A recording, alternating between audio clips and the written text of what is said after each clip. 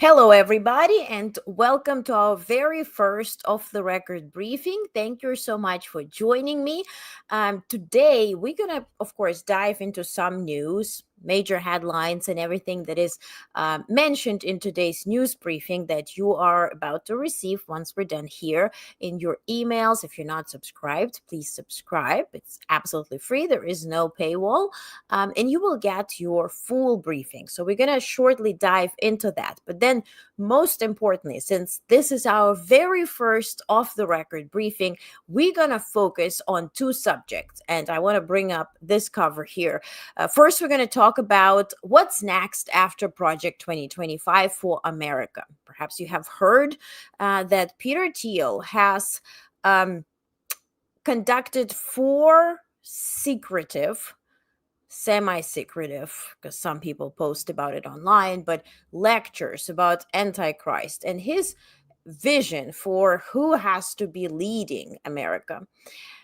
Also, Curtis, let's dive into that in a second, but that will be one of our topics. And then another story we're going to dive in is based on, we're going to kick it off with a tweet that Trump posted today about China, how this is related. And then we're going to dive into how close are we to World War III? What do I anticipate to happen next? What do my sources tell me to, what would be happening? There are, in fact, some information that is, there is, in fact, some information that I'm not okay sharing publicly, but I will certainly discuss that today. And most importantly, in our private Zoom meeting where we will be meeting by the end of this month. All right. Before I do that, I see that I have to upload a video. So please stick with me half a second and I'll be right there with you.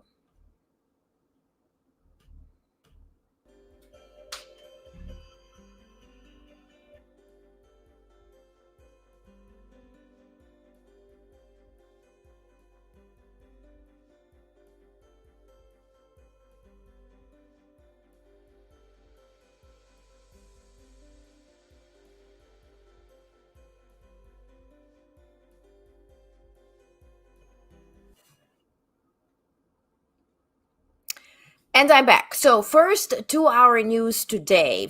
The biggest news is that Trump did not get his Nobel Peace Prize.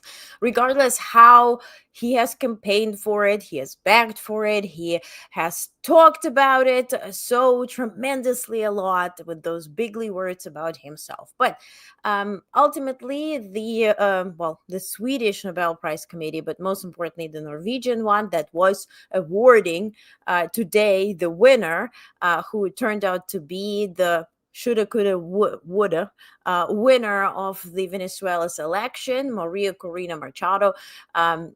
The Norwegian committee was very upfront and straightforward as to why they decided to award her with this, and they even answered the question why Trump did not get it, although he has campaigned for it.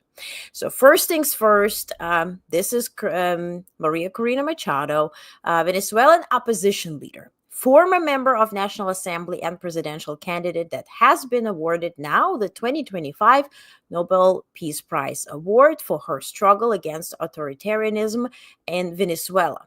Nobel Peace Prize Committee said, quote, "When authoritarians seize power, it is crucial to recognize courageous defenders of freedom who rise and resist." A very indirect hint to Trump, I feel like. Then the decision drew backlash, of course, from Washington, where the White House criticized the committee for not awarding Trump with it, obviously. White House spokesman and egg looking like Stephen Chung wrote on X, quote, "President Trump will continue making peace deals, ending wars, and saving lives. He has the heart of a humanitarian. The Nobel Committee proved they place politics over peace," end quote. Then Lara Trump, the daughter-in-law of Trump, went on Fox News and declared this. Get your quick take on the president not getting the Nobel Peace Prize, getting snubbed on that award despite so many different nominations from all over the world, and the person who just won basically dedicating it to him. Quick thought on that. Yeah, no, I mean, he deserves it more than anyone alive on this planet right now. There's no doubt. This will be his 8th conflict if this is successful in the Middle East, and probably something that people in their wildest dreams never thought in our lifetime we would see happen. No one deserves it more than President Trump, but we know these people who establish who wins the Nobel Peace Prize hate Donald Trump. They suffer from Trump derangement syndrome. And No, we don't. We don't. Hi, Michael. Thank you so much for being here. Hi, Irene. Thank you. Thank you for being here. I had some emails that people will be watching later. Yes, you can watch this obviously later. But just to keep it safe, those will be those who have joined our community. And thank you so much for being here. Shortly, we're revealing the news. We're kind of diving into news today. Not all of them. The most news will be in your news briefing that you'll receive via email, but we'll focus on the Post Project 2025 and the secretive lectures that Peter Thiel conducted with full analysis and quotes. And then we're going to talk about Trump's tweet about China. And then I'll tell you what I hear from sources, what are the developments worldwide, and what would be or where would be the next spot for a possible escalation. And no, it's not Europe. So we'll focus on that in a bit. So first, let's finish on Nobel Peace Prize. Machado, who won opposition primaries before being barred from running, unified forces behind her. And she was an alternative candidate to begin with. Speaking on the phone, she said the award belongs to a whole society, not just her. She is in hiding. She mentioned that it's very questionable if she will be able to come in December to get the award physically, because, again, she's on the run, essentially, and Maduro's regime is chasing her all over the world, not just in Venezuela, and she's out of Venezuela. She remains in hiding, and it's unclear if she will attend the ceremony. Now, the Maduro administration continues to crack down on opponents after last year's election loss. Tensions with Washington have escalated as U.S. military operation in the Caribbean target alleged drug smuggling, but essentially is bombing civilians, fishermen, in boats. Which then raises a question, why are we doing that? And keep this thought. We're going to tie it into what's next for our world, right? And what could be that World War III scenario. Now, earlier this year, Secretary of State Rubio called Maduro the personification of resilience, tenacity, and patriotism. And then Trump came to power, and then he shifted. But, Maduro is an authoritarian leader who lost an election and just stayed in power. And by the way, since 2009, he has been losing the election. And with Trump's help, through Wagner Group, he remained in power. But, here he literally just faked the results. And this is a big question on what is going to happen in the United States. Today, it was announced that the woman who was in charge of filing cases for Trump in 2020, the big believer that Trump won the election and this was sort of stolen from him, she will be now vice in the Department of Homeland Security. She will be like number 2 in leadership in that, overseeing elections specifically. You're literally inviting the fox to oversee, chickens or whatever. So it's very big concern whether we're going to have elections in 2026.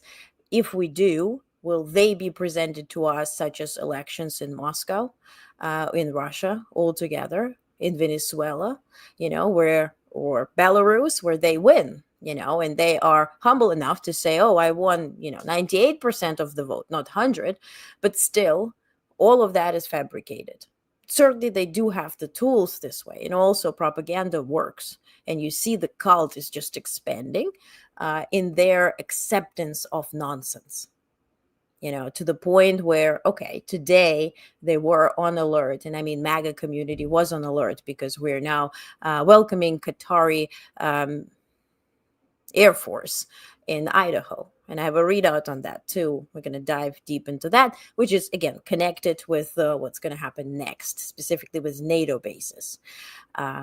So other news that I want to discuss, Melania Trump, she made her announcement at 11 a.m. today.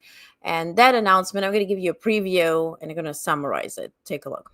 Much has unfolded since President Putin received my letter last August. He responded in writing, signaling a willingness to engage with me directly and outlining details regarding the Ukrainian children residing in Russia. And since then, President Putin and I have had an open channel of communication regarding the welfare of these children. I'll save you the time. She claims, why do I say claims? Because there is literally no post on social media, no press release, no photo, no video, nothing by Zelensky, First Lady Zelenska, the Ukrainian government, Russian government, none of it. Zero. Don't you think Zelensky would be thanking Melania Trump for returning children to Ukraine? So she announced that following direct communications with Vladimir Putin, 8 Ukrainian children were returned from Russia to Ukraine in the past 24 hours. She said Russia also provided medical records and biographies, and that discussions are underway for returning children who turned 18 in Russia, while in Russia. Now, that is highly questionable that Russia would be returning potential soldiers to Ukraine. She said Russia also provided medical records for all the children that are missing. I mean, let's put it into perspective. Officially, forcibly deported children account for 20,000 individuals, right? So how Ukrainian officials and human rights groups emphasize that Russia has forcibly deported about 20,000 children since the war began, with the real number likely being far higher. Many of these children were placed in digital database for adoption in Russia. Same way as you can search for adoption to adopt a pet, the same way there is this website. The website has been blocked for those who live in Europe and US, but it's very open for Russia and Belarus and like-minded countries. You can just search. I mean, for one day it was available, and then we started talking about it, and they blocked it for us. I think if you use VPN, you probably can get into it, but I don't recommend you to get Russian VPN and enter their databases. But altogether, it has pictures. You can look at them, their character, what do they like, how much does it cost to feed them, and information alike.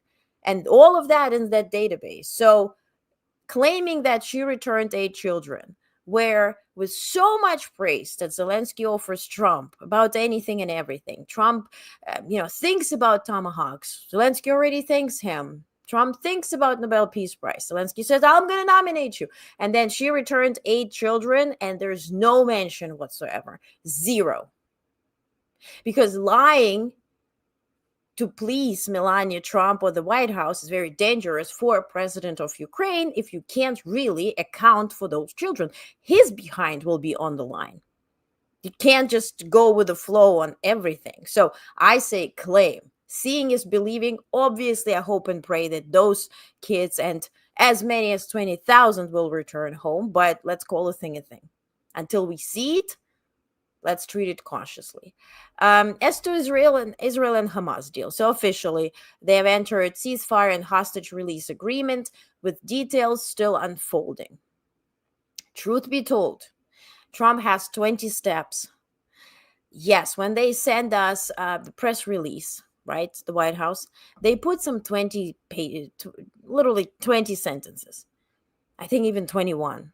But if you really count on them or count through them, they only described stage 1, which means partial withdrawal of Israeli troops and only withdrawing in part of Gaza, but not the part that they're controlling as of late, where they're literally bulldozing over houses. They're not withdrawing from there. Also, yeah, they will be getting hostages. Now, they hope to get 48 hostages. Only 20 of them are believed to be alive at this point. So, and then Hamas will be getting a couple of hundred of their prisoners. Altogether, 10,000 prisoners were held by Israel, right? Palestinian prisoners. They will not be getting, leader of some parties or whatever high profile individuals, so to speak, from Palestine. Those will not be let go. So it's very interesting, slippery slope.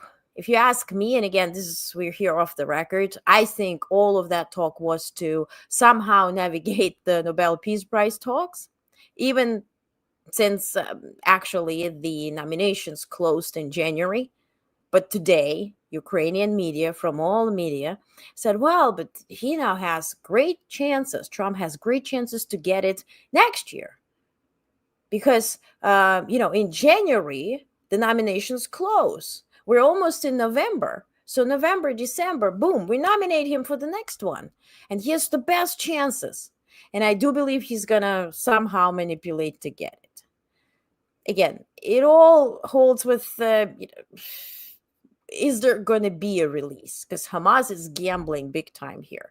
Obviously, they're going to be taken for a ride. Obviously, Israel yesterday, the cabinet finally met and approved the deal. And then once they did approve the deal, they said that, the guarantor, right? So US will be guaranteeing that there will be no fire, right? Or there will be ceasefire, which then Trump offered that, well, we're first going to get the hostages back. And then we don't know what's going to happen in Gaza afterwards. And then he has announced that he's going to send 200 US troops to Gaza. So on one hand, you're not guaranteeing that Israel will stop bombing Gaza, but then you are sending US troops to Gaza. Please make that make sense. It was claimed that Jared Kushner played a key role in brokering the deal from his South Florida mansion.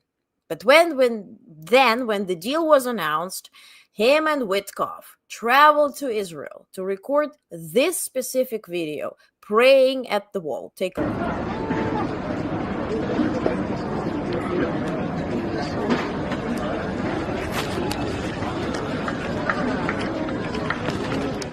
So all this time, he sat in his mansion. When it was announced, that's when he traveled. That's when they recorded this video, because they're praying for peace and everything is peace related. Meanwhile, not much. So Michael says, I'm not holding my breath for ceasefire. Neither am I. And Irene agrees. Yeah, I agree too. I don't think there will be a ceasefire, first of all, until there is Trump Gaza.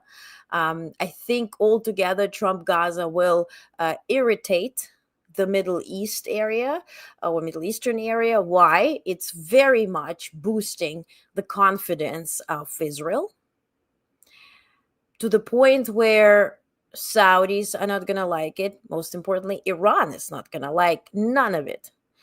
But then again, will Trump sell cities? If you saw the planning that the former Prime Minister of Britain, Tony Blair, with Boston Consulting Group, he put that map together, and there were different cities, one for mosque, and then there were some for sale.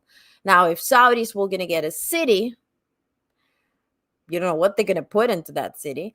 And then again, right? So everything will be for sale. Since Kremlin is very much advocating for Trump to, they call the plan in Gaza, Trump's plan in Gaza, the best thing they ever heard. I think there will be mini Moscow.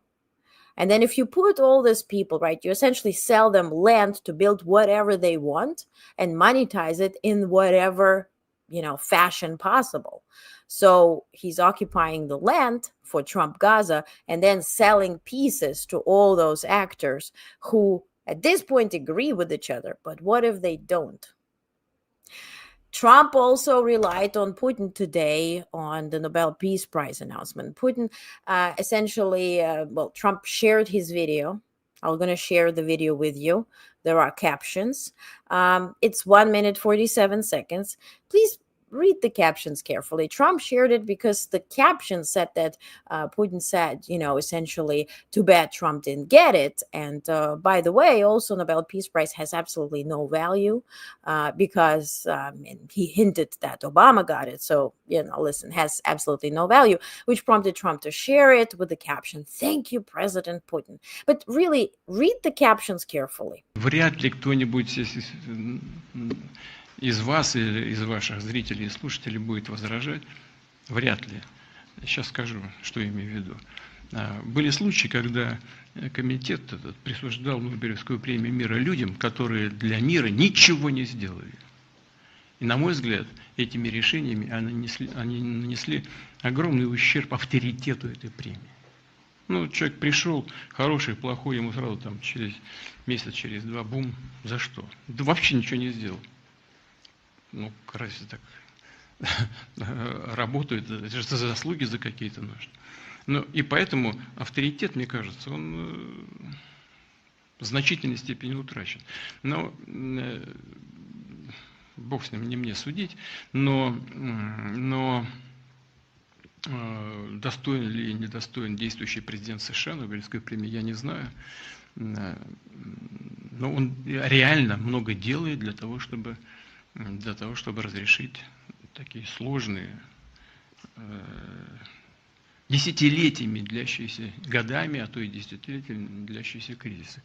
И уже говорил точно, я знаю, по отношению к кризису на Украине, он искренне стремится к этому.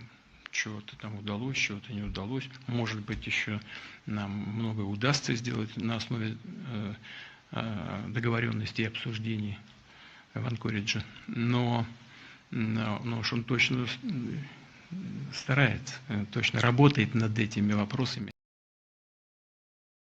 But he's definitely trying, and I see there's one thing missing. So I obviously do understand Russian and speak it. Putin says whether U.S. president deserves the prize or not, I don't know. I'm not to judge, but he's sincerely trying to resolve conflicts, such as with Ukraine. Something works, something doesn't. Maybe based on our talks in Anchorage, in Alaska, something can manifest. And my question is this: why don't we have any follow-up on what do they have agreed upon? Putin keeps relating on those talks, presenting legal basis and fundamental basis. Then what Kremlin did reveal that Trump invited them, Russians and Chinese, to drill baby drill in Alaska together and monetize Alaska together. We've heard that from Kremlin. We've heard that Trump is willing to engage in business activities and deals with Russia. We also have heard that he's willing to drop the sanctions on Russia. But we haven't heard anything that they have put in writing. Putin constantly talks about the fundamental basis of Anchorage talks. No questions were answered. We don't know what this basis was. We know that Trump's team ran out like they saw a ghost. But rather than that, we have absolutely no readout from neither side. At this point, we're going just by what Putin says. So perhaps the whole message there was, you do as I tell you. And when I tell something, you nod and you say, "Thank you, President Putin." And then you end up with such videos. Think it's very gray zone, and it was said, like, look, I got something on you, and whatever I'm going to tell you, you have to be excited about it. Because that's exactly how it looks like. Because we never had any preview, never had any readout, and then Kremlin makes something up, and Trump acts with excitement. That's all we have.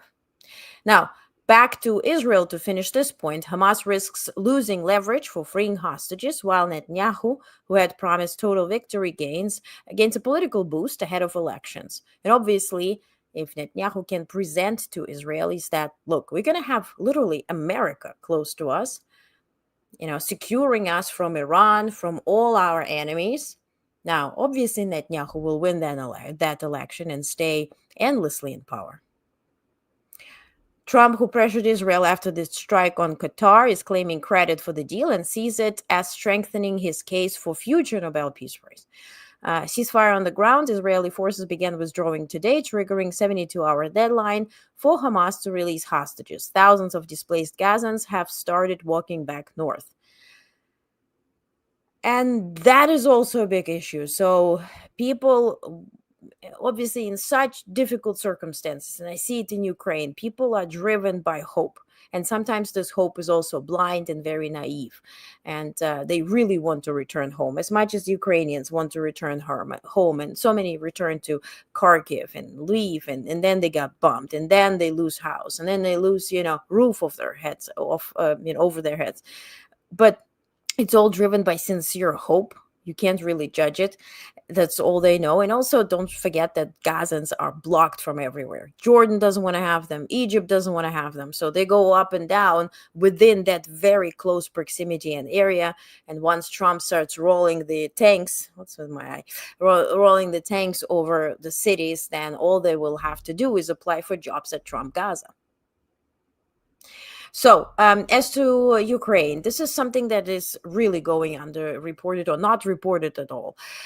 Ukrainian officials accuse Russian forces of blowing up an ammonia pipeline near Rusiny Yar in Donetsk, releasing a toxic cloud dangerous to humans and animals. And this is a big deal in Ukraine. And Donetsk region is very close also to other regions, obviously. Take a look. So as you see here, this is the cloud, right? The attack was aimed at slowing the advance of Ukrainian troops, but this cloud and this smoke is toxic. And again, dangerous to humans and animals.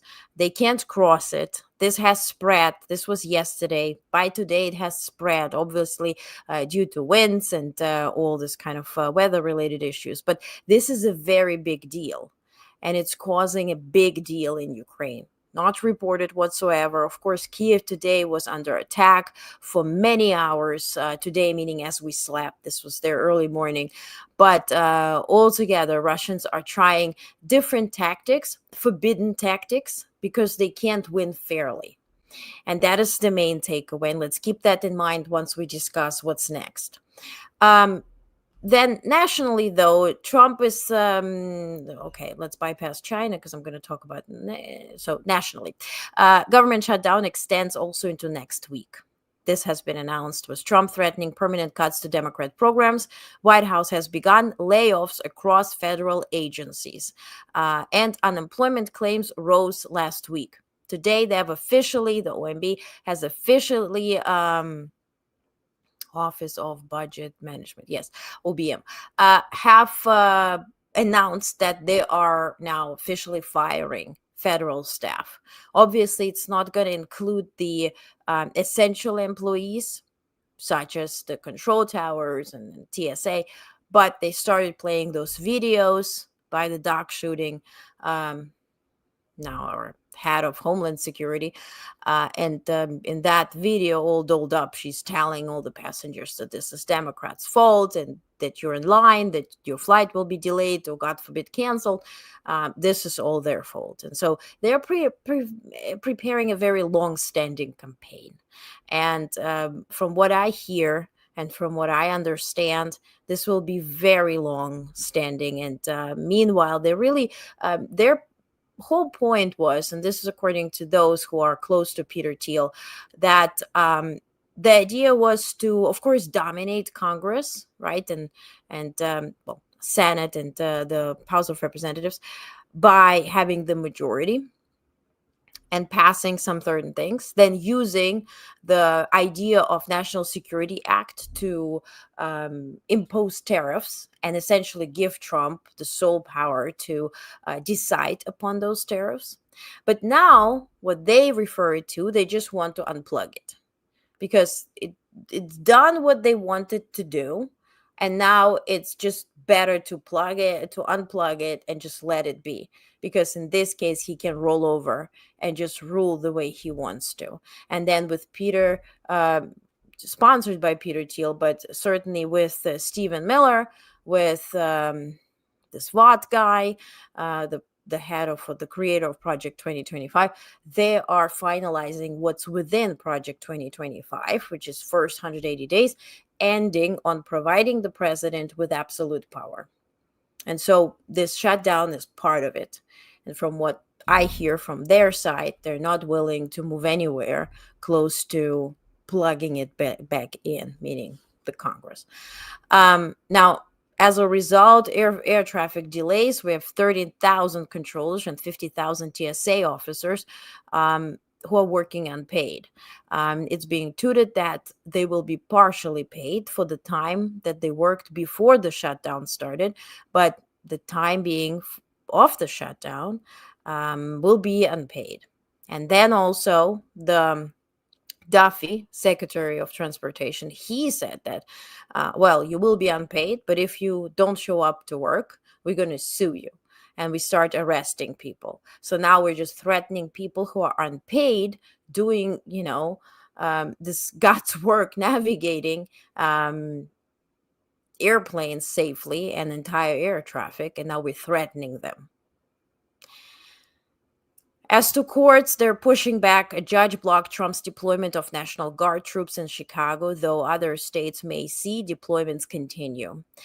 Christopher Waller met with Treasury Secretary Bessent about becoming the next Fed chair, insisting the talks were not political. So they are trying to replace, obviously, replace with their own person as the Fed chair. Now, as to border wall, DHS awarded $4.5 billion in contracts. Meanwhile, as the government is shut down, $4.5 billion to build 230 miles of barriers.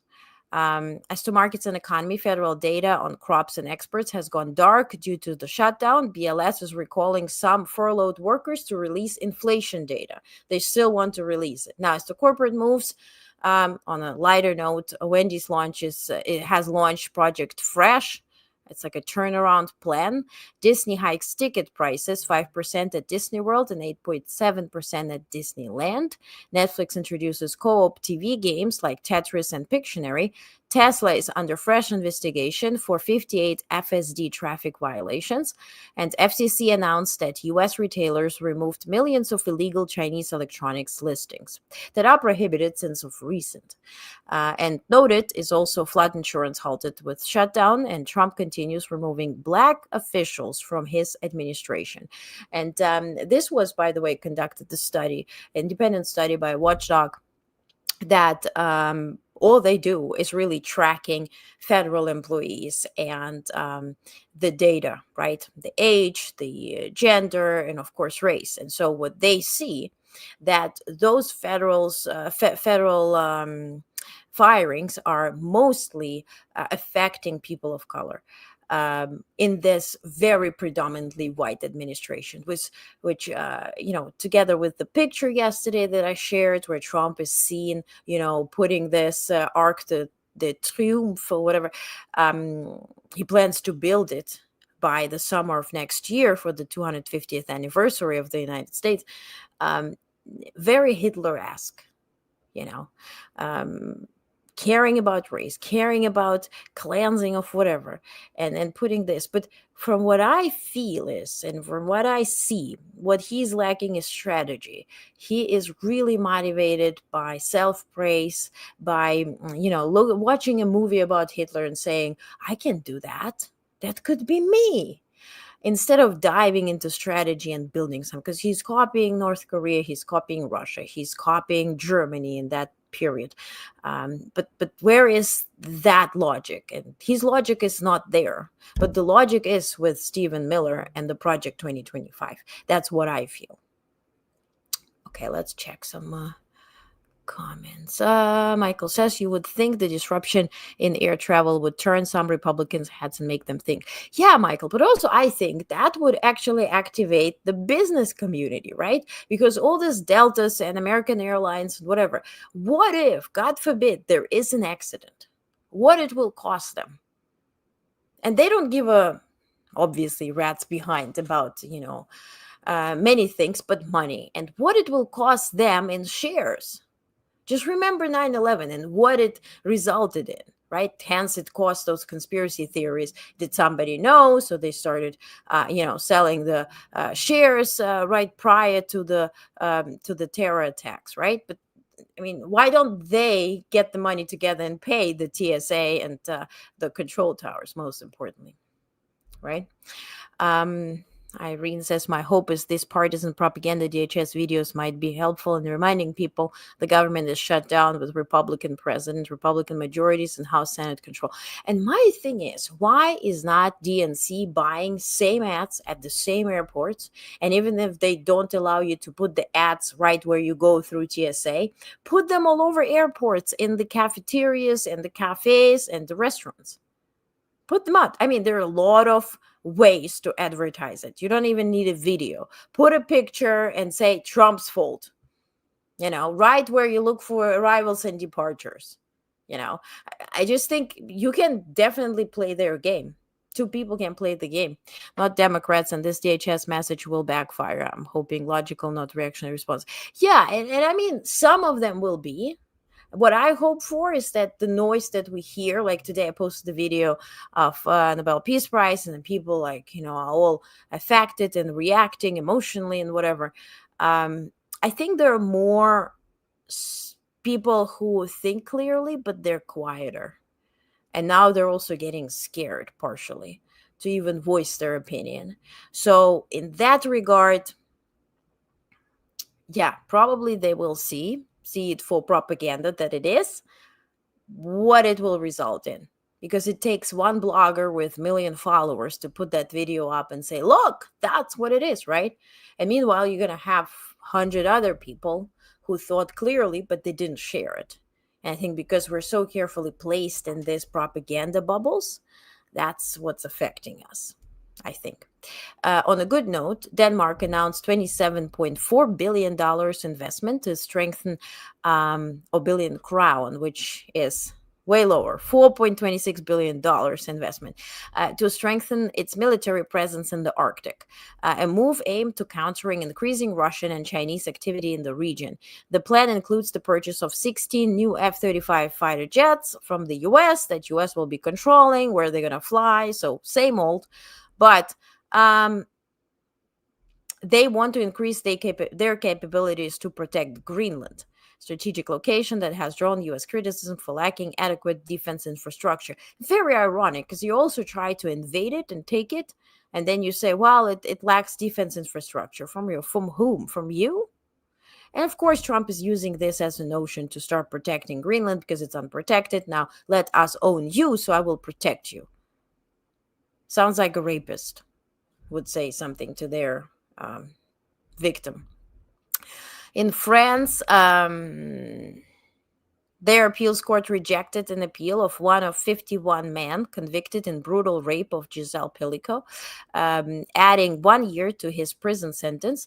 The case, one of the largest gang rape trials in French history, has become a focal point for debates about sexual violence. Now, on the other hand, Macron reappointed the shortest-serving prime minister again, certainly winning time to find somebody more credible. But it all drags itself way too long and very much promotes and lets people believe that the pro-right Le Pen would be a better leader because she tells you she's a better leader. It's the same story as in Canada, because the PP guy is telling everybody, the Pierre Poilievre guy tells he would have done it better than Carney. Meanwhile, all he does is being 20 plus years in opposition and never being in charge. It's very easy to, to criticize somebody who's behind is on the line, right? Meanwhile, you're sitting here comfortably and just making up stories how to criticize somebody who is trying to pull all the strings together. So in that case, this is actually what did promote the far-right party, the criticism of those in charge. And we had for quite some time Democratic leaders. This is not just US, it's also France, it's Germany, it's England. And because their propaganda was so fueled by Russian money and Russian propaganda machine, they became the leaders now, to the point where if you were to conduct elections in Britain, and that's what we're going to talk about next Friday, election in Britain today, the far right pro-Musk folks would be completely winning. I'm 330 something seats. I'm talking about Farage. And next week we're going to talk about the Chinese embassy that is underneath half of London. Like, just imagine, center of London. It has Chinese embassy, 6 houses. It was not approved by any British government. Then it was approved by Starmer personally. And he also sold them the tunnels underneath those 6 houses that are in fact connecting their intelligence offices, the British intelligence offices that are on different sides of this embassy now. There are reports, there are videos on that. Just media doesn't talk about it. So we're going to talk about it next week to keep things just separate. There's also Peru's Congress impeached President Boluarte late Thursday yesterday after accusing her of failing to stem a wave of violent crime sweeping the country. Boluarte, whose approval rating had fallen below 5%, had previously been shielded by the legislature, which even blocked a corruption probe against her, but that support collapsed after a deadly shooting in Lima last week.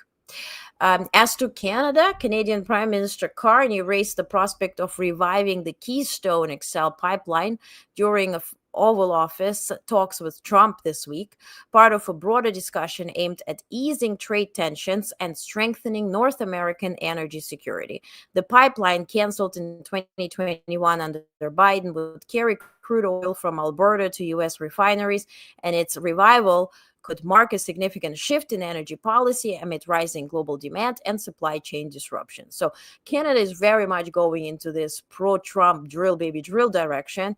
I mean, they used to offer the tax credits for those who live life, according to standards of international community when it comes to ecology, right? And now a very different shift. As to NATO rift, Trump suggested on Thursday that Spain could be expelled from NATO over its failure to meet defense spending targets, an unprecedented statement that underscores rising tensions within the alliance. Spain currently spends around 1.2% of its GDP on defense, far below 2% that NATO demanded, and obviously very far from 5% that Trump demands. And why Trump is demanding that? Because he wants those to become part of Pearl, this PURL initiative, where they buy overpriced military equipment that Washington, D.C. will still be controlling if it includes third country. He just wants them to buy it at scale. And Spain says, no, I don't want to pledge to buy stuff from the United States worth of 5% of my GDP. I want to buy from wherever I the heck want to buy. So he is starting this campaign to expel Spain from NATO. And if Spain is expelled from NATO, it opens a very clear target for Vladimir Putin to start flying drones and do some interesting, some type of explosions or some, little, middle, or big action in Spain, because it would be unprotected. I don't think it will come down to that, but Trump is at least trying.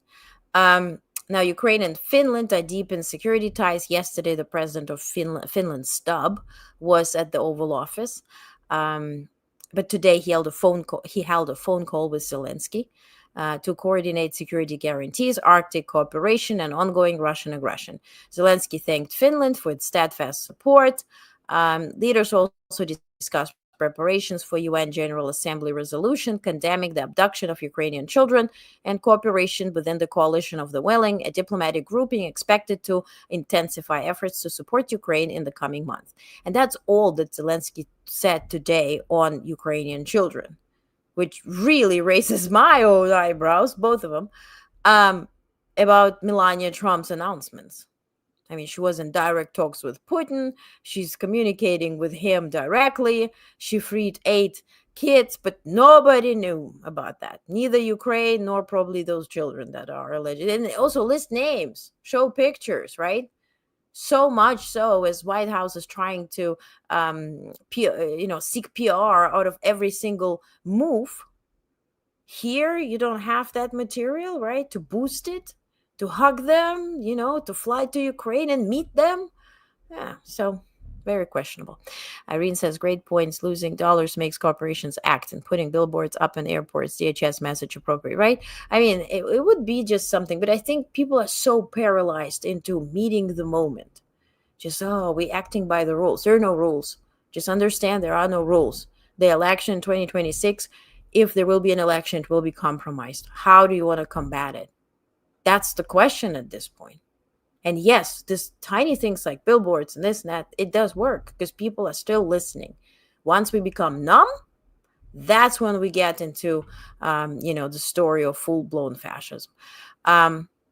Also, US and Finland signed landmark agreement for up to 11 new icebreaker ships to bolster Arctic operations as cooperation or competition in the polar region heats up. The United States will purchase 4 vessels built in Finland and collaborate on building 7 more domestically using Finnish technology. The deal is part of Washington's strategy to counter growing Russian and Chinese presence in the Arctic and ensure freedom of navigation and in increasingly contested waters. I wouldn't trust that, but okay. U.S. also intervenes in Argentina's currency market. United States directly intervened by purchasing pesos, part of new agreement that includes $20 billion swap line to stabilize the country's volatile currency. Obviously, it's very much helping Scott Bessent's buddy, who's a billionaire in Argentina, obviously saves Milei's behind, who just recently held a big concert to celebrate whatever. But this marks only the 4th U.S. currency market intervention since 1996 and underscores Washington's growing interest in supporting Buenos Aires amid fears that economic instability could ripple across Latin America. My question is, are they all going to flee to Argentina when it's all over? That's why they save it and build it up? That's just like a thought. Belgian authorities announced they had thwarted a terrorist plot targeting Prime Minister of Belgium, Bart de Wever, and other senior officials. 2 suspects were arrested after allegedly planning to use drone-mounted explosives in coordinated attacks on political figures. The case highlights rising concerns about drone technology being exploited for terrorism in Europe. Do they speak Russian? That's my question, because that's what's going to be next for Europe, possibly US.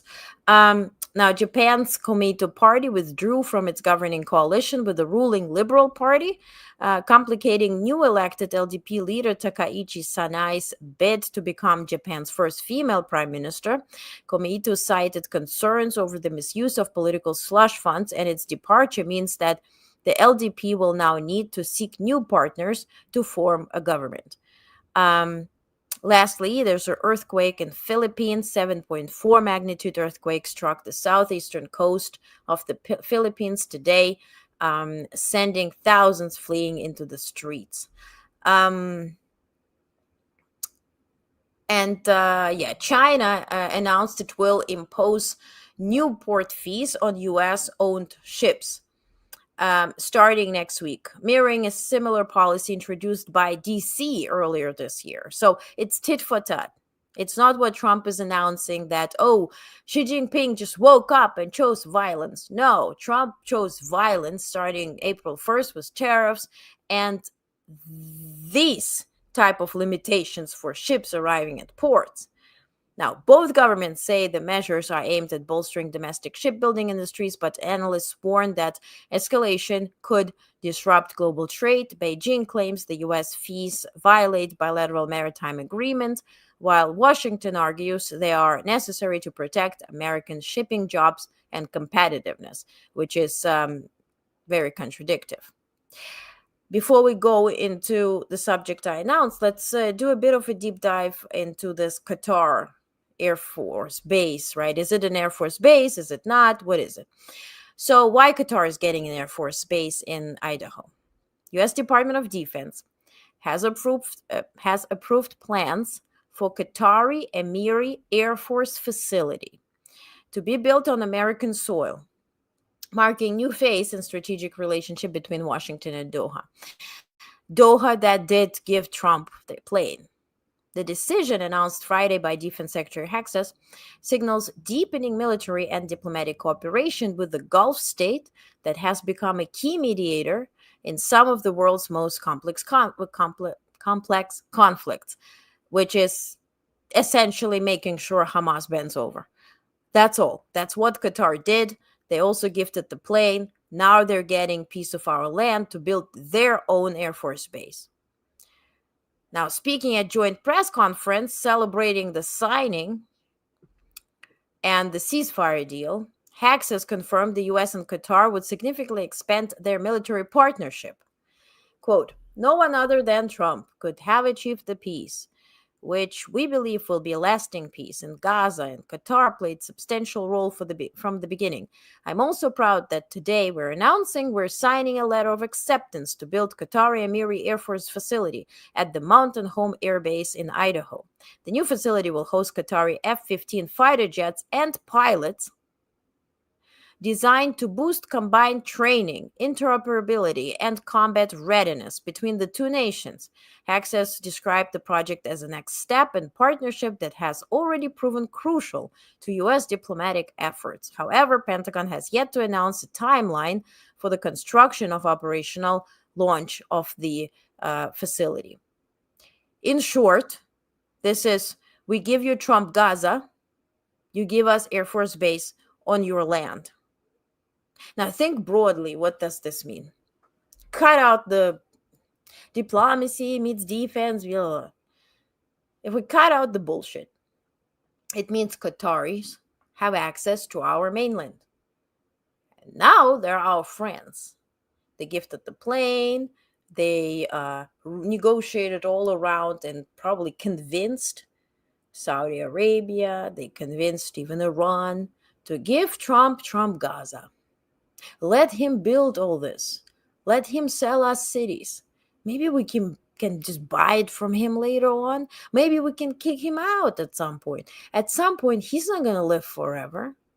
Maybe there'll be another president. And what if that new president says, okay, Palestine needs to have their state, and starts this rhetoric. And somehow then what happens? You guys have to get out of your cities that you bought. Let's put Palestine back, right? Or just let's restore world order, so to speak. They're all going to be pissed. Qataris will be pissed, with direct access to our mainland, trained by us, knowing how we operate, knowing how to operate our equipment, and having full access to our F-15s or whatever they're going to be using in Idaho. That's national security threat, which caused a big, hupra in the red state, right? The deep red state community, so to speak, MAGA and worse. I mean, there are subgroups. So, for instance, Laura Loomer, even the broken clock is right twice a day, right? She says, never thought I'd see Republicans giving terror financing Muslims and Qatar a military base on U.S. soil so they can murder Americans, she wrote on X. I cannot, in good conscience, make any excuses to the harboring jihadis. This is where I draw the line. Then she said, I'm not going to be voting anymore. Also, I mean, other folks and individuals from MAGA world and all the right-wing community, they said that this is insane. But altogether, this is national threat. As much as it's not national threat as to, how many sneakers we buy from China and what is the tariff on them, has nothing to do with national security. But this here has absolutely represents absolutely a big national security threat, and just shows that grift and grifting has no limits for this administration. They're going to sell their own mother to Qataris if it makes them cash. Horrible. Michael says, I heard Singapore already had a plant on that base, but they aren't the threat that Qatar could be. I would say any country outside of us would be a threat. I wouldn't even advocate for Canada to build an Air Force base in US, because why? Would Canadians welcome US base in Canada? Not really. So, which leads me to, let's explore the China tweet, and then I'm going to connect the dots as to what's next. Okay? So, the China tweet was Trump, which kind of gives me a good insight into what to expect next. Where do I have it? I have it here. So, Trump posted a lengthy True Social tweet. Here it is. You don't have to read it. This is this and this and this. I'll save you the time. Essentially, he accused Beijing of weaponizing rare earth experts and warned of massive new tariffs. Quote, "Nobody has ever seen anything like this. There is no way China should be allowed to hold the world captive," Trump wrote. He also threatened to cancel his meeting with Xi Jinping at the upcoming APEC summit in Seoul. Wendy Cutler of Asia Society Policy Institute, former trade negotiator, noted that Trump's reaction underscores how fragile U.S.-China relations remain. Quote, "Two can play this game. The China hawks and Trump administration must be thinking, 'I told you so.'" With APEC summit 2 weeks away, there are doubts that Trump will attend, which would be a blow to South Korea as a host. And they're hosting it for the very first time. They had the hopes and dreams that both of those leaders will attend and hence boost their reputation. Meanwhile, rare earth stocks surged in the US on speculation Washington will accelerate investment in its own supply chains. And let's get a bit of, let's zoom out and get out of this whole constellation. So this is, I'll say what I hear and where and what as I explain. Let's start where United States, together with European countries, but mostly United States, is the one that raised China to become the China it is today. We have dislocated, practically, our production of everything and anything to China, then to India and, Bangladesh, other countries too. But we're talking about China now. We made them a superpower they are.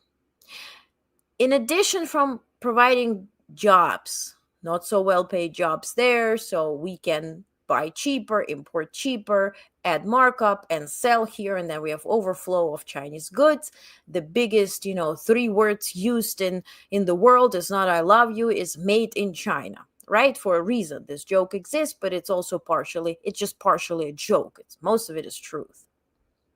In addition, we also extended the number of H-1B visas, where, if anything, Chinese IT workers, their personnel would come to the United States, learn from us, copy us, return, copy there. While you here, you also start, sending back home some information, sending back home some samples and whatnot. So they learned how to copy us at scale and cheaper. Hence, when something comes out here, something that is new, how many weeks does it take for China to come up with a cheaper version? And then even in the US, are you still buying the actual earphones or earplugs, or you sometime bought something for $5 to $10? We also are accustomed to having very cheap products that, yes, break faster, but we can replace them because this price point is not that painful for us. So all of us participated in building China the dragon it is. Now, from sources in China, diplomatic sources, internally, they're not very happy with Xi Jinping. There are internal reports there that he might be replaced in one way or another. But altogether, the Chinese trajectory and their plan to become the superpower, to control all continents, ultimately start replacing the dollar or somehow, push it aside and bring their currency or the BRICS currency in place, is very much, written and planned upon. It's also introduced to the BRICS community, which, yes, includes the Brazil and India and Russia and Saudi Arabia, right? So in that regard, we played this role in building China for what it is. Then Trump comes in, and on April 1st, he announces tariffs. He claims that Xi Jinping suddenly sent letters, and we see in that tweet, he says he sent letters to everybody, and nobody knew there will be letters, but everybody's getting letters. We didn't get a letter, but everybody's getting a letter that he is imposing tariffs on critical minerals, that this and that and the other. This approach was introduced by Trump in April. That when it comes to Biden administration, he had direct communication with Chinese, to the point where Pentagon was in direct communication with the Chinese army that, believe me or not, withheld China from invading Taiwan. So in this case, Trump sends letters, literally letters, saying, and how does he, put together the calculation for the tariffs? Some people joke it was, using ChatGPT or whatever, but altogether it was more like, they imposed 10% on penguins, right? The grave mistake that this administration has done with the tariffs is completely disregarding the point of services sold to other countries. Because see, when we dislocated our production facilities and we started buying more stuff than we sell, physical stuff, we also boosted our services. US is the biggest service provider. We sell so many services that if you were to put the services sale together, the services and products, we actually are in surplus when it comes to trade. We're not in deficit. So Trump is thinking in some, middle-aged terms. How many stones do I give you and how many stones do I get back? Oh, I give you more stones than I get.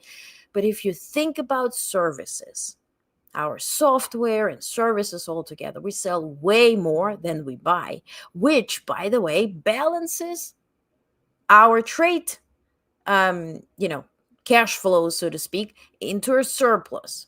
But he's disregarding that. Also, our companies have done such a big job.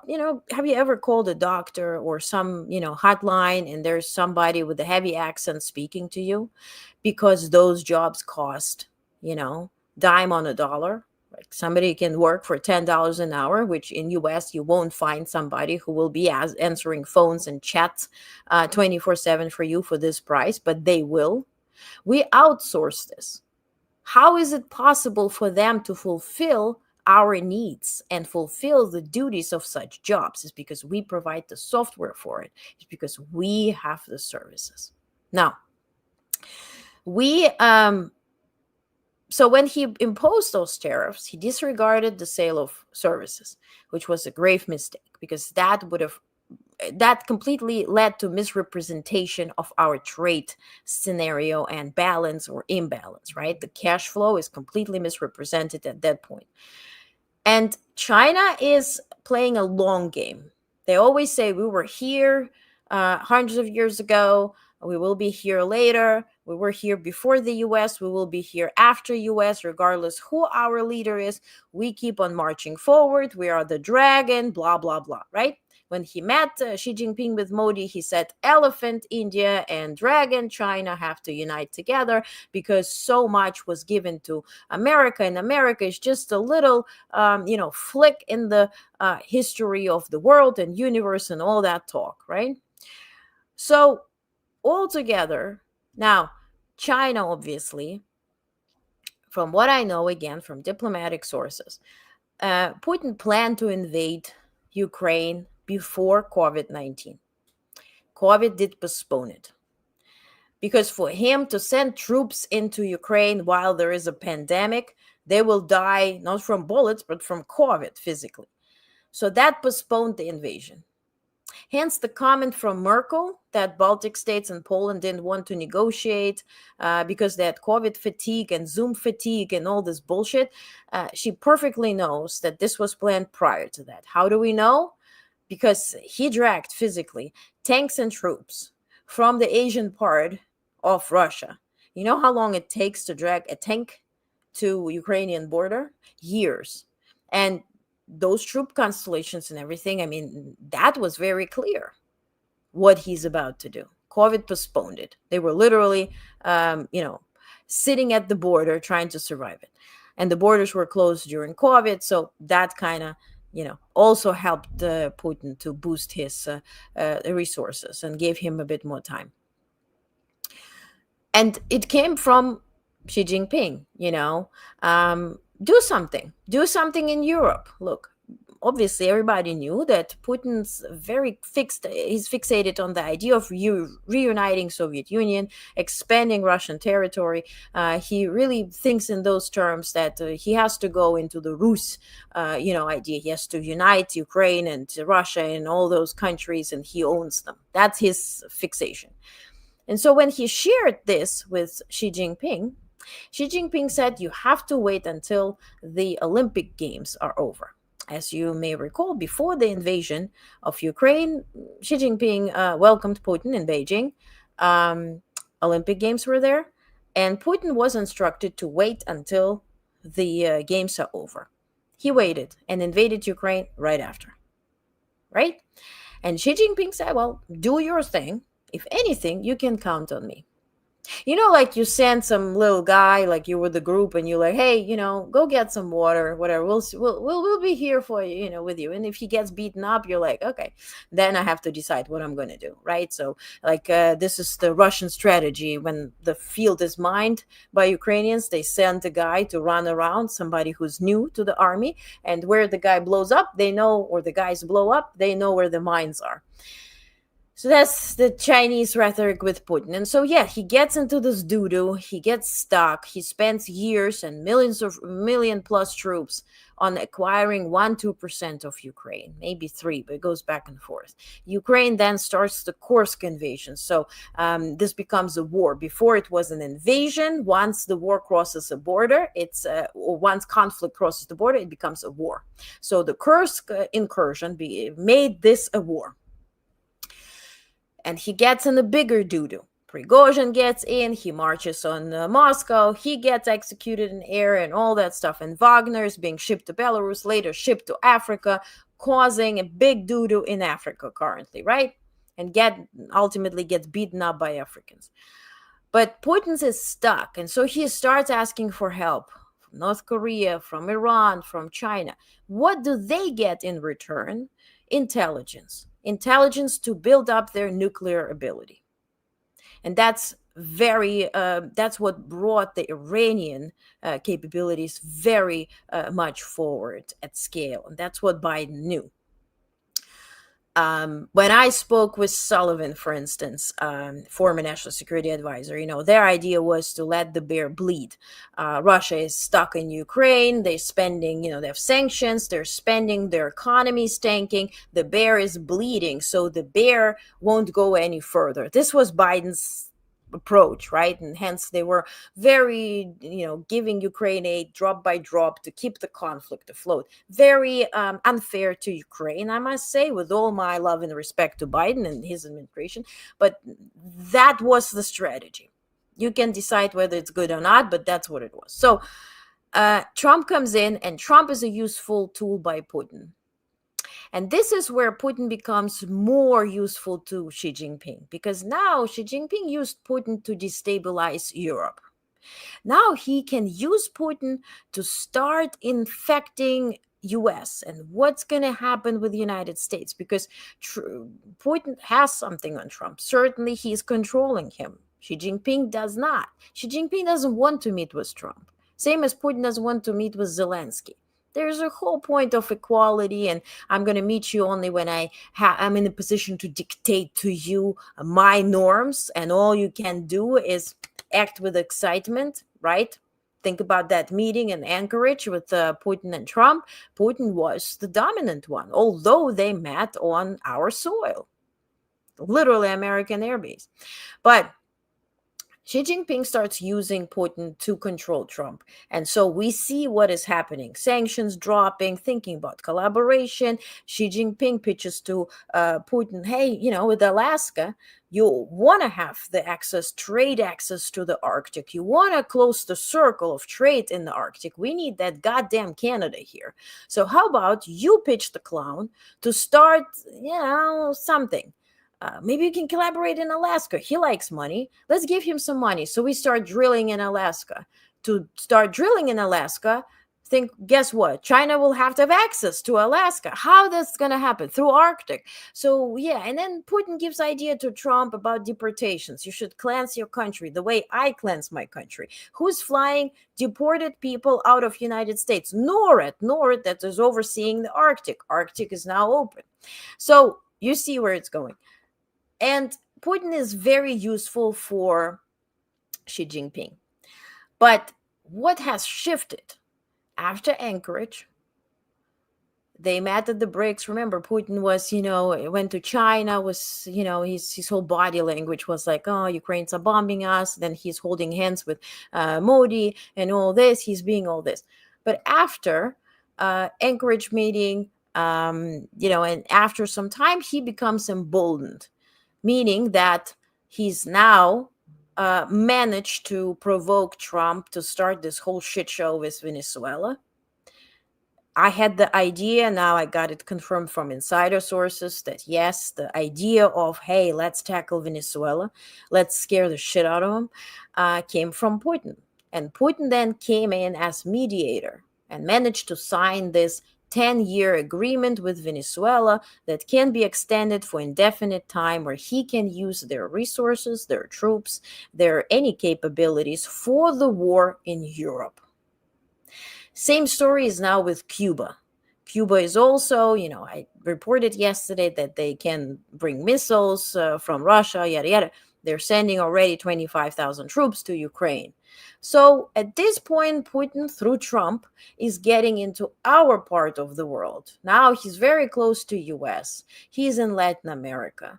So he's very much emboldened. And he starts speaking with Xi Jinping as, I got something, right? You rely on me, I rely on you. So now it's somehow becoming a barter. I'm not begging you on my knees because I do have cards, as Trump likes to say. This is the current state there. Now, what is China doing in terms of minerals?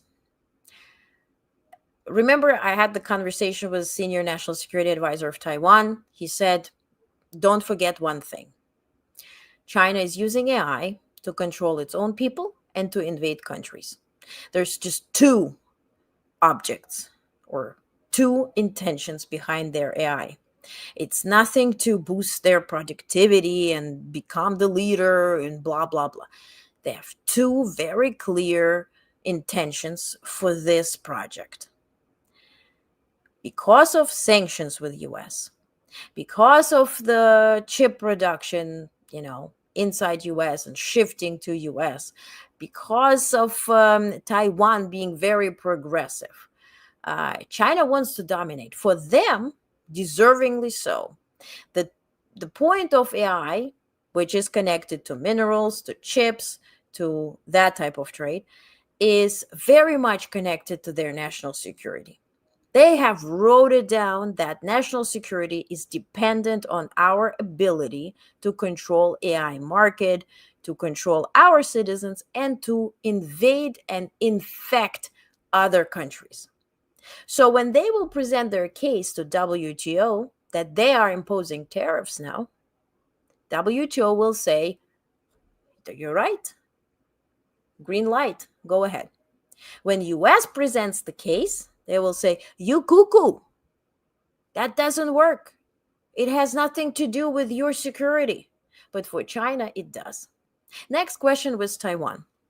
When I was talking to the advisor, Dr. Lee, off the record, I said, Dr. Lee, just for me personally, when China says our deadline to invade Taiwan is 2027, shall I report on it, or am I adding their propaganda machine? He said, there's a big difference between Russia invading Ukraine. They want to wipe out Ukrainian race.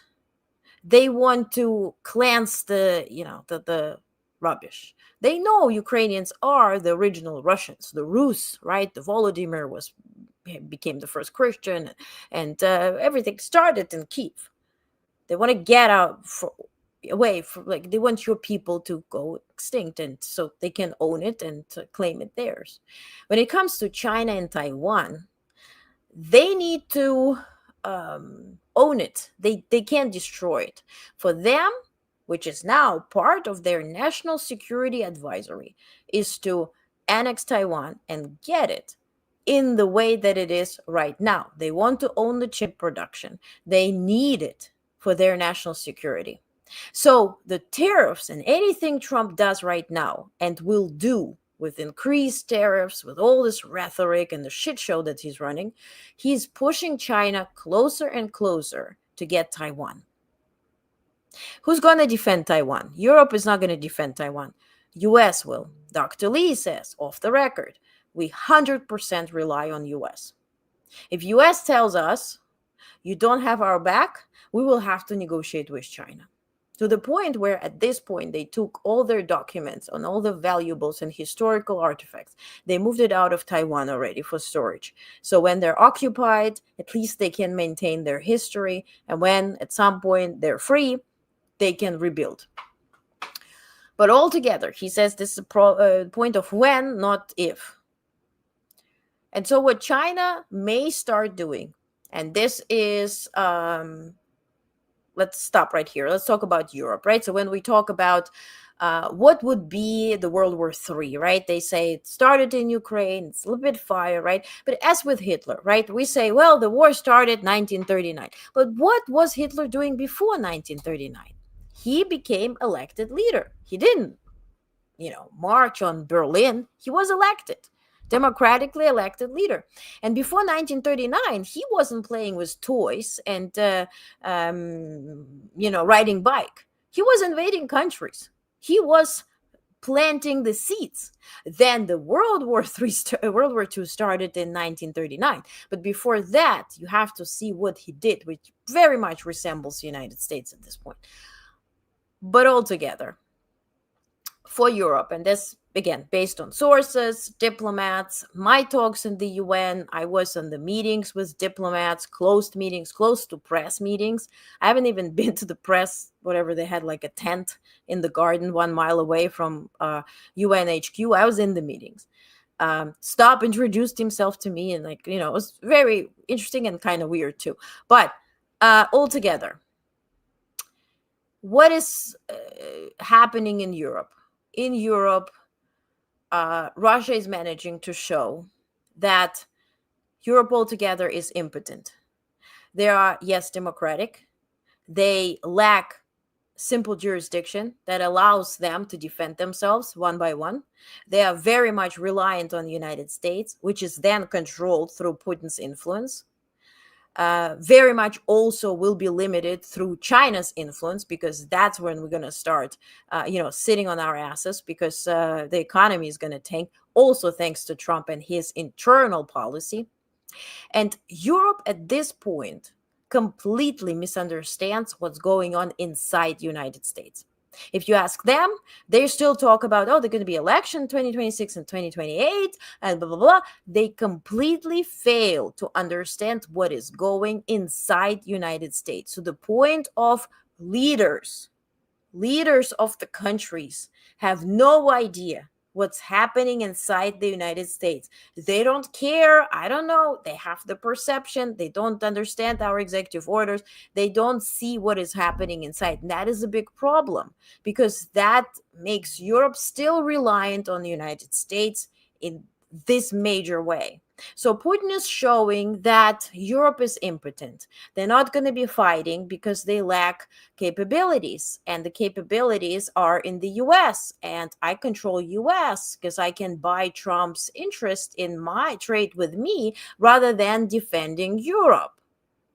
So Europe is impotent and frozen. Next, what is expected in Europe are more attacks.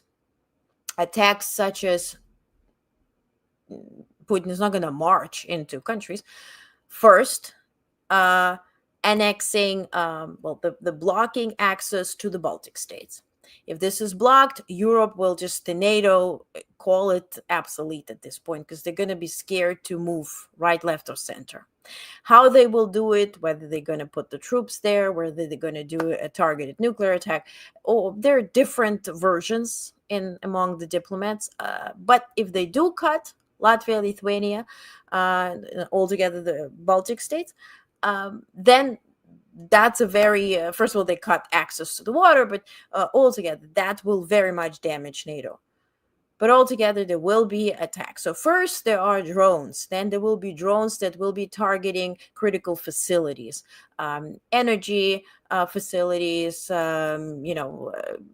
gas, starting from gas stations to larger facilities, also critical military facilities as well. So this way, Russia will be able to keep Europe paralyzed. And that's all they want at this point, rather than cutting out the Baltic states. That's for Europe. What is also expected, and I got it from two different sources, European sources, is that Russia would actively try to do something. Don't want to scare you with the rhetoric of 9/11 but some targeted operation on the US soil to keep Trump at bay, which I don't know if it's related or not, but kind of looks like it, that today military production facility was burning or whatnot.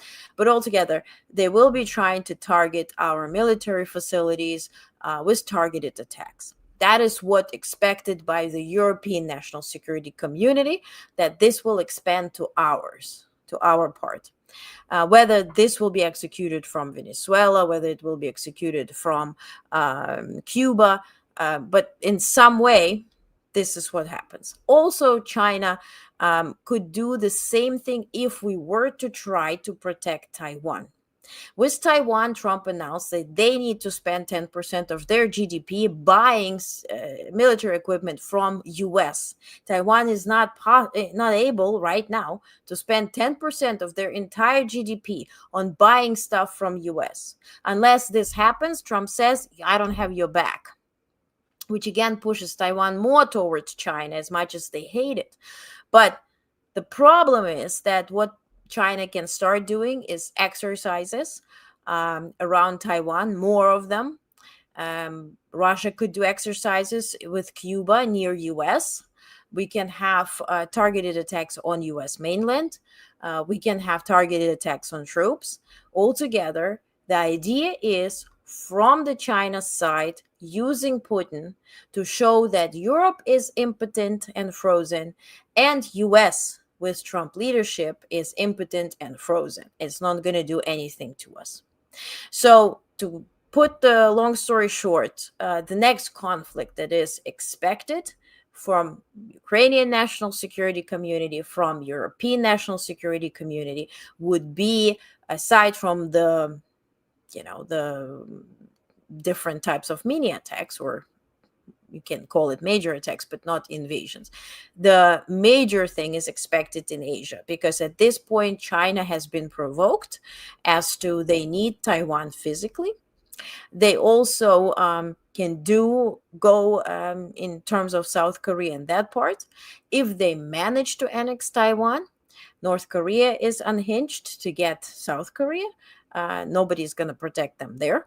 But certainly, China needs to show who the boss is, to show to Putin that, well, you are our tool, but we can also act, and of course to show US who the daddy is, so to speak, in NATO rootist terms. So the next expected thing is in Asia at this point. What we also see, what I wanted to show, is that the millionaires are migrating. And if you look at this chart, this is quite interesting. And this is connected to Britain. That's why we're going to dive deeper into British situation next week. You see that the most are actually leaving United Kingdom. 16.5 thousand millionaires, right? And this, we're not talking about, if we talk about people, yeah, it's a low number, but in terms of millionaires, that affects the budget, right? And down to GDP. 16.5 thousand millionaires left United Kingdom, 7.8K China, 3.5 India, 2.4 thousand left South Korea, 1.5 left Russia, 1.2 left Brazil, 800 people left France, 500 Spain, 400 Germany, 350 Israel. And where did they go? 1,000 of those millionaires went to Australia, 1,000 to Canada, 1.2 to Greece, 1.4 to Portugal, 1.6 to Singapore, 2.4 thousand or 2,400 to Saudi Arabia, 3,000 to Switzerland, 3.6 to Italy, 7.5 to United States, 9.8 thousand to United Arab Emirates. And you would think, why 7.5 or 7,500 millionaires went to United States? And this is very much explained by Peter Thiel, which leads me to another topic here.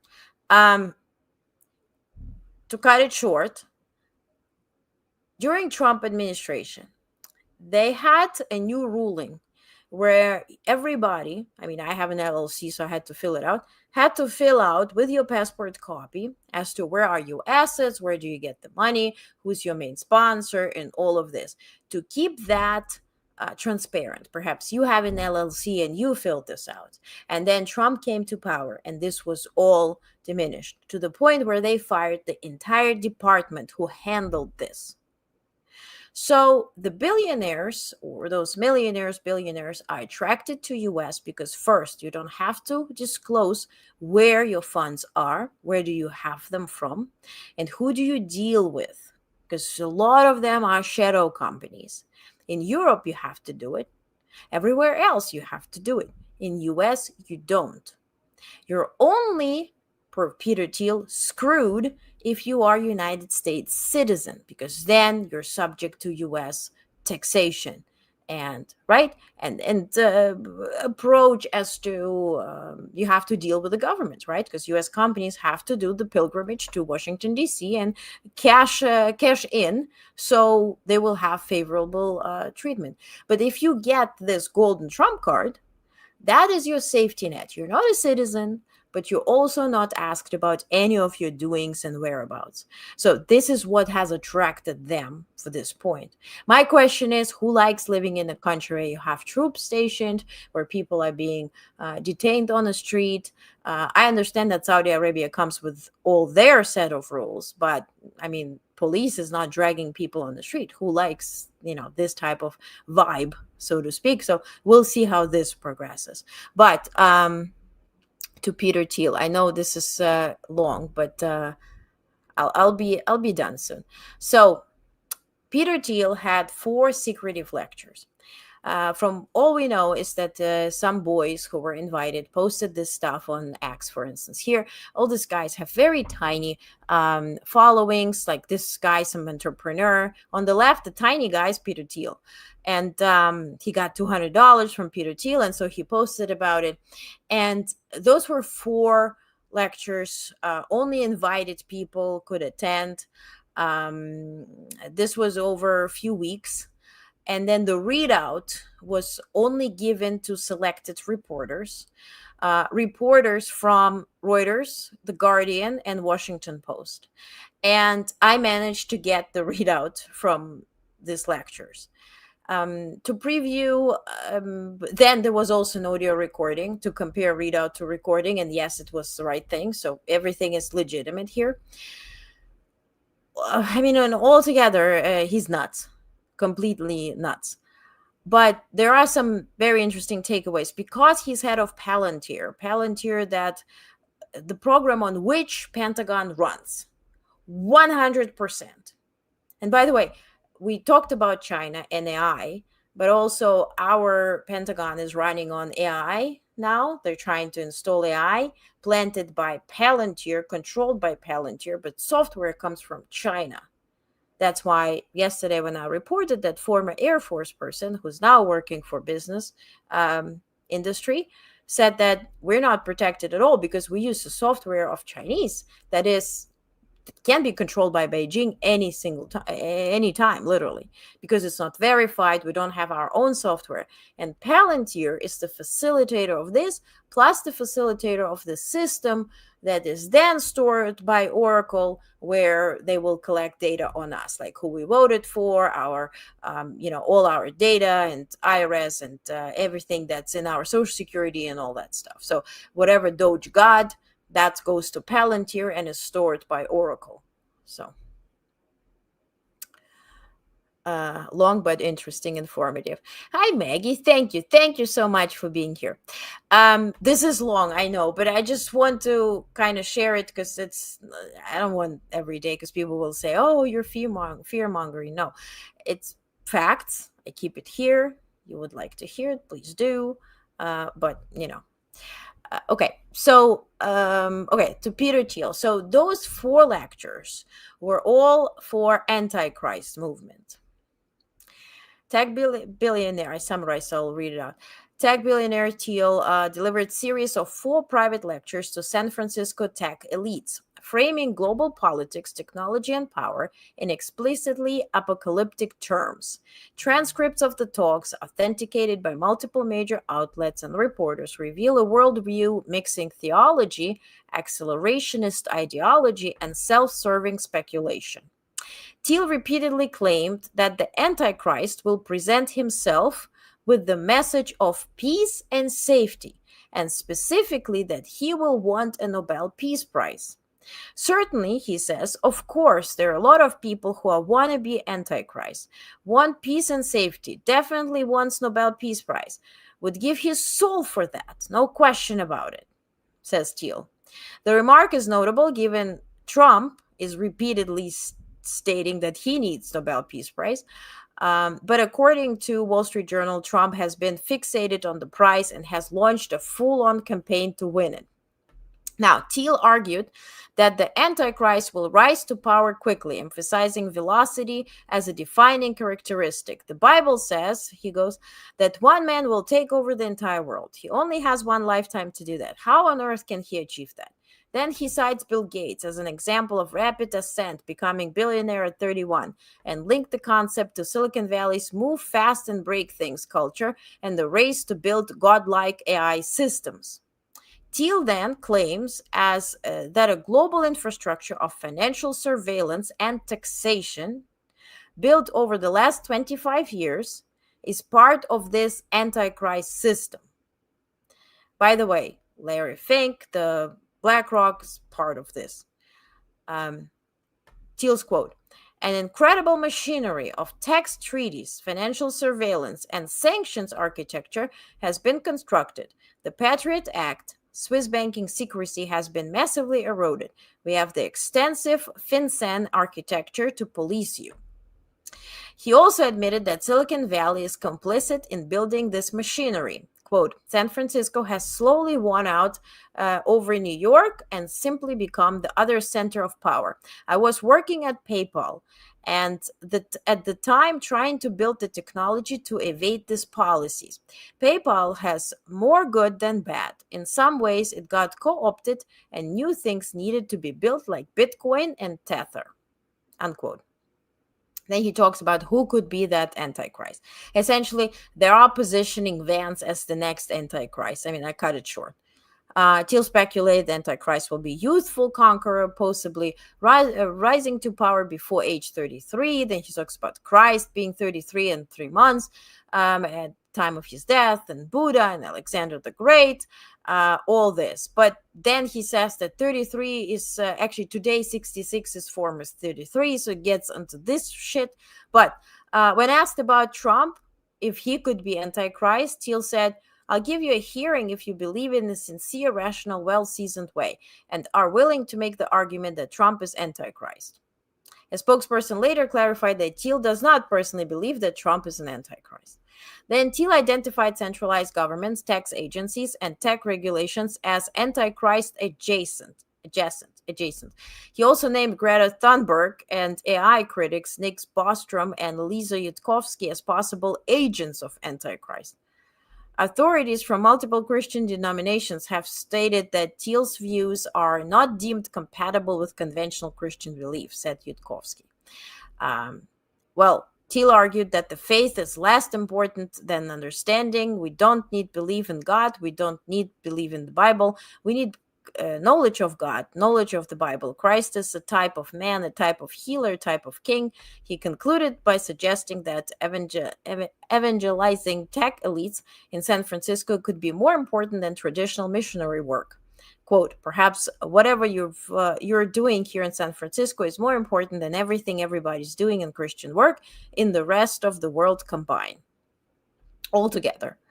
The lectures reveal worldview in which Thiel casts technology, finance, and even government as intertwined with apocalyptic forces, and positions Silicon Valley as both potential instrument of the Antichrist and humanity's best hope against him.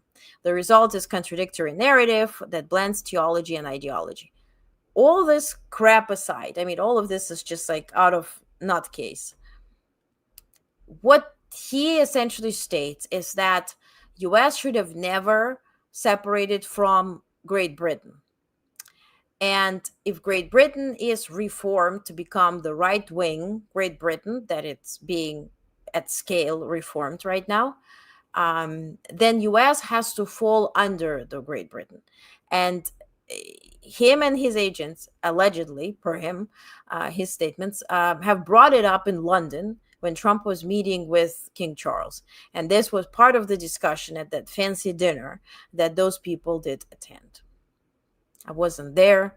I'm just telling you what the secret lectures say. Now, there's another person, Curtis Yarvin. Curtis Yarvin is the guy who promoted J.D. Vance to become J.D. Vance. J.D. Vance changed his names a couple of times, and then Curtis Yarvin is who paid for and promoted Vance to get to to Trump's radar and to sell him as a VP for Trump. That's the guy behind Vance. And so Curtis Yarvin, controversial far-right thinker, often described as intellectual influence behind Vance, now believes that the Trump administration's second term is collapsing. Curtis Yarvin is closely working with Project 2025, Russell Vought. And the idea is to use Trump's ability to organize MAGA community, to win the election, to seize power, right? This different branches of power. Because of his charisma, he's able to sell it. Vance cannot. But they are at this point disappointed that Trump is very much falling for praise, for egoistic treats and whatnot, but he is not working very consistently to get the agenda that they envisioned. So they claim that even the Project 2025 is far behind those 180 days deadline. So he says he personally needs to leave United States before it does, right? Before the Trump regime collapses. He posted on Substack. By the way, all of them post on Substack. All of them invest in Substack.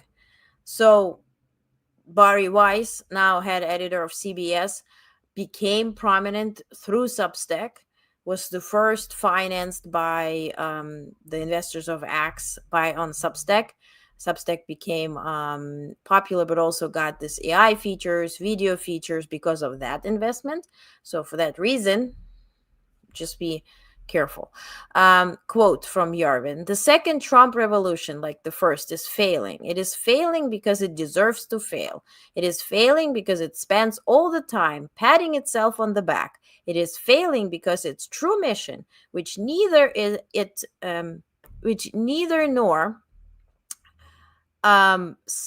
his supporters understand, is still as far beyond its reach as algebra is beyond a cat.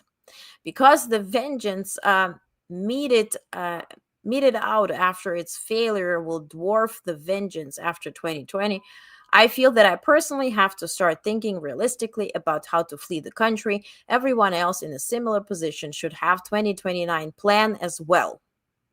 He later added it out, flee the country word phrase, but reporters caught it. He says, while many critics view Trump as authoritarian and dangerously unconstitutional, Yarvin's critique is opposite. He believes Trump has not gone far enough to dismantle the system. Quote, they look tough. They're doing something. They're not even doing 0.1% of what it would take to solve the problem. That at much more risk to themselves. The most they could probably do in this presidency is 0.05%. It matters not. So essentially what he advocates for, that if Trump moves slowly and doesn't manage to get stuff in his term, then they failed, because they want him to use his artistry and charisma to get all this shit done. But he's so stopping to praise himself so much that he's not gonna seize entire power. And then when it's over, then essentially those will be prosecuted who try to dismantle the United States, if it's not dismantled fully by that time. That's their narrative. So he has previously argued that unless Trump went full authoritarian, his regime would wither and eventually dissipate. He has also outlined a vision that involves eliminating the judiciary and destroying democratic institutions entirely. Quote, getting rid of all the liberal judges is easier than getting rid of one liberal judge. Getting rid of all judges is easier than getting rid of one. Getting rid of whole legal system is easier than getting rid of all the judges. Getting rid of the whole machine of government is easier than getting rid of the whole legal system.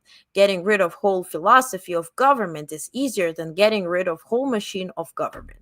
So essentially, dismantle all of it or we remove you. Because they know Vance could not sell this, could not get this done, and they have nobody else. Despite his influence on new right circles, Yarvin's reputation has suffered recently. Many on the right now view him as out of touch and ineffective.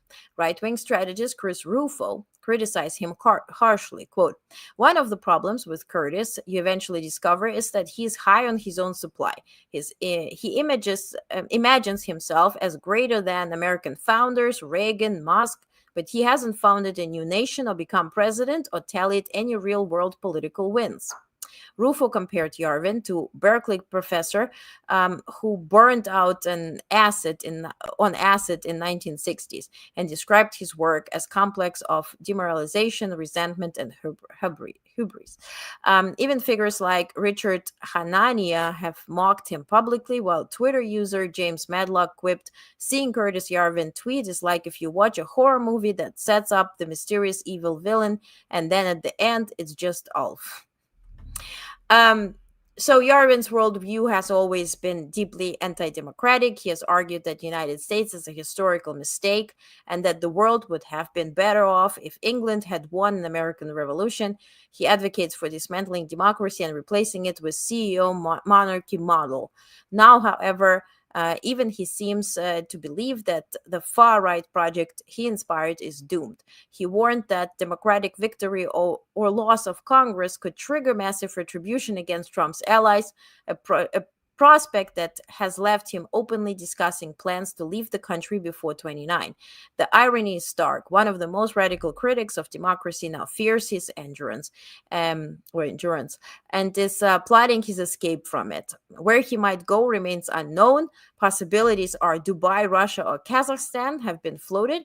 For now, the man once hailed as philosopher king of the new right is retreating from public life, even announcing a break from Twitter, as the movement he helped shape begins to fracture.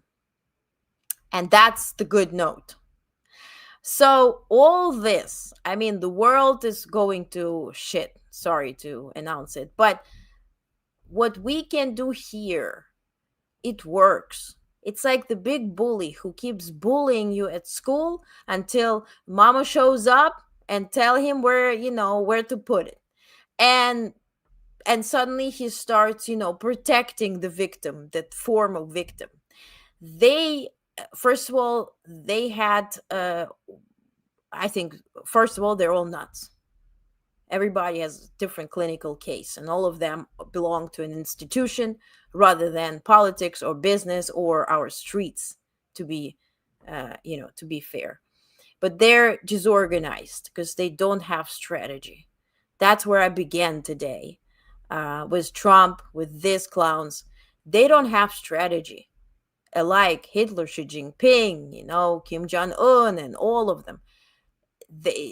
Kim Jong-un, okay, North Korea is quite fresh, but China has existed for hundreds of years. Even Russia has existed for hundreds of years. So they do have strategy, and they care about their reputation and how they go down in history. Trump cares for praise and quick buck. These idiots are caring about dismantling stuff.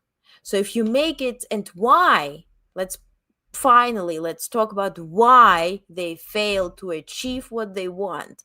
And he states we achieved 0.01%, and by the end of Trump's term it's going to be 0.04% only. Why? Because we speak up, because we make it difficult, because lawyers are suing those cases, judges are blocking the invasion, people are speaking. So what I want you to do is exercise your voice, be peaceful. I personally recommend, don't talk about Trump being orange and this is obvious, but say this is illegal, this is not accurate, quote sources and journalists and actual news that tell people how it should be. Don't get provoked by their stupidity and stupid propaganda, because this propaganda is not even on a Russian or Chinese level where you start questioning, like, oh, is it real, is it not? It's just plain dumb. So combat it in a peaceful way, in a respectful way, but speak up. Tell the bully that no, this is not how the world works. We have rules. We lived in this country, we will be living in this country, and we will not let you take over us and our mindset. Because as you see, they are crippling. These idiots have secret, at this point, if everything went on according to their agenda, do you think they would have held secret lectures by Peter Thiel? Peter Thiel, who runs Pentagon, they pushed in this Curtis Yarvin, who has VP already in the White House, who's theirs. They still hold secret talks. Why? At this point, they could have owned all of us, but it's difficult because rules work and speaking up works. And I believe that these dumbasses are much louder than the people with mindset, right? They don't want to get into this discussion. Again, be peaceful, be respectful, but say as is, stand your ground, because we make it difficult for these nutcases. And this nutcase can get, close to anything. So let's get into this. Can we get transcripts? No, they just send it to 4 people. And out of those 4, they show you, and they're very scared to distribute because Peter Thiel literally hacks them. Maggie, thank you again for joining. Thank you. Long but interesting. Okay. They need to figure out who the Christ is before an antichrist. Right, Michael? Right. To this point, like, I read the Bible, not because I'm very religious or anything. I just wanted to know what's in it, because you always go to something and they read you and then they interpret this whole thing. I read the whole, we have family Bible in Russian, and I read the Old Testament, New Testament. Old Testament is darkest, I don't know, but you read it, you analyze it, and I liked it. I mean, it has a very, structured approach as to what's right, what's not. It's a story, is it not? That's another story for another day. But these guys, I can bet they have never read anything. They have never opened the Bible. They just go by some type of samples. So, can the elections be certified without Vance? No. And that's the problem here. No.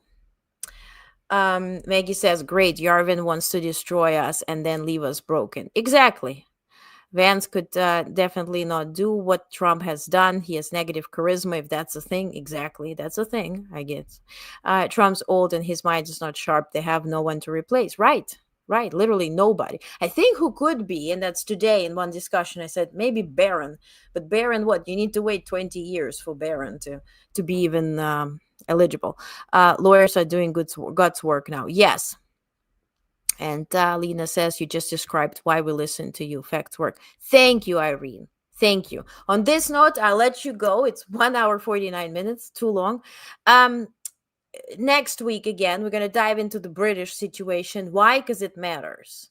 And let's expand it. Let's go British, France, and German. Let's connect it with the right wing and how this is Russian propaganda. Because if they manage to get peacefully through elections, get to elect this far-right Russian propagandists in France, in Germany, in England, then EU is deactivated because those are the countries sponsoring the entire EU. So let's dive into that.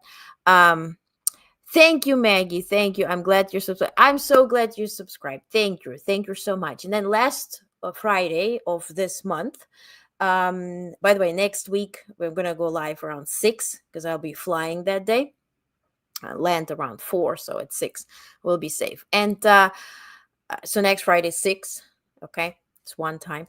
And last Friday of the month I'll send you a Zoom. So what I want you to do, please go to onestnetwork.com, onestnetwork.com. I think it's also in the description of the YouTube thing when you subscribe, /Onest plus, ONEST plus.